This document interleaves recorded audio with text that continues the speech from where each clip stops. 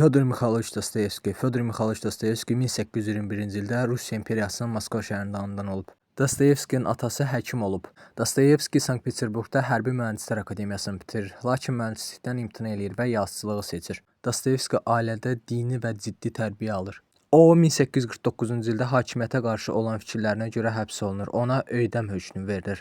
Lakin edam son saniyədə ləğv olunur və Sibirə katorqaya, sürgünə göndərilir 4 illik. Dostoyevski həm də qumar oynamağı sevən bir insan olur. Hətta onun İqrok adlı bir kitabında o haqda yazılır. O kitabı 26 günə yazıbdır. Dostoyevskinin maddi çətinliyi də olub. O 1881-ci ildə vəfat edir. Onun əsas əsərləri isə Cinayət və Cəza, Cinlər, Karamazovlar qardaşı, Bəyaz Gecələr, İdiot, İqrok, Niyetçikaya Nizdamalova, Yoxsul İnsanlar, Dvaynik və digər kitablar.